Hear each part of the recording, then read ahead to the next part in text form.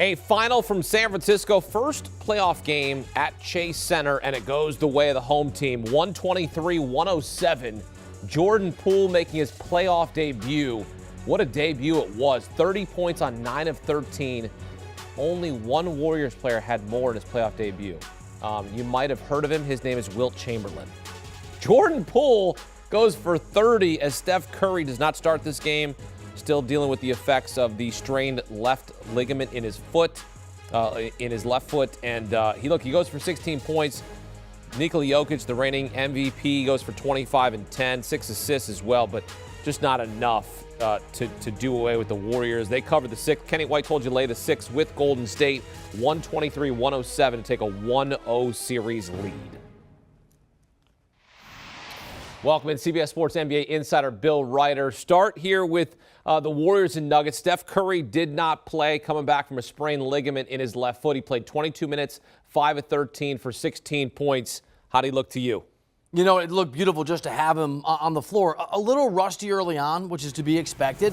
Looked a little gassed early on, but we saw him get in rhythm. And in those limited minutes that he played, there were absolutely flashes of the Steph Curry that we've all come to expect. The ball handling, creating his own space, hitting those shots. What it looks like is that Steph Curry is going to be 100% Steph Curry at some point very soon, and that is not good for the Denver Nuggets and the rest of the NBA. And look, he didn't have to be great because Jordan Poole was in his playoff debut. He pumps in 30 points. How about these youngsters in the first round of the playoffs stepping up? It is a really cool time for the NBA and all this young talent. And Jordan Poole's been this guy he's been great for the Warriors. He's been a growing star for that team. They love him, but it's easy to get overshadowed when Draymond Green's being Draymond Green and Klay Thompson's coming back from injury and Steph Curry's out, but he's going to return. You're right, massive evening from him. And a lot like we talked about with some of the other teams, including the Timberwolves, who had a bunch of guys contribute, including Utah. If you can have that guy step up on top of Steph Curry back, Klay Thompson with the rust off. Draymond Green was awesome on both sides of the ball. That is a very good sign for the Golden State Warriors. You said this series was the one you were most looking forward to watching in the Western Conference. What kind of statement did Golden State make in Game 1? It's a big one. I hope wherever you are, you're sitting on a ticket that says Golden State Warriors to the finals or to win the whole thing.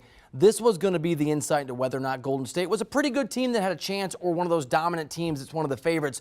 I thought we'd get a glimpse of that answer in Game 2 or 3. We saw it in this game. Steph Curry is back. He's going to ramp up minutes. Klay Thompson's Klay Thompson. Draymond Green was great, especially defensively against Nikola Jokic. That is critical for the Warriors. We talked about Jordan Poole. They knew what they were about. They played great defense. They're going to be even better offensively, and they were great in this evening as Steph Curry gets back to playing a ton of minutes. The Golden State Warriors are one of the 2 or 3 top teams in the NBA, one of the ultimate threats. What we saw tonight means they're on the same level as the Suns. Watch out. Would you be surprised if they swept this series? No, I would not be surprised at all. We talked about this before the game began. Even without Steph Curry or a limited Steph Curry, it's Nikola Jokic and a bunch of other guys. He does not have Jamal Murray. He does not have Michael Porter Jr. He does not have the weapons you need to win a playoff series, let alone against the Warriors. If Steph's so-so, Steph's going to be dynamic. I would actually be surprised if the Warriors don't roll in this thing. Denver, just a team in the way. Just a team in the way, and a team, I know you noticed this, and you're right. Jokic was frustrated. I get it. 2 incredible years back-to-back. This one feels wasted. There's still some reinforcements coming in the years ahead.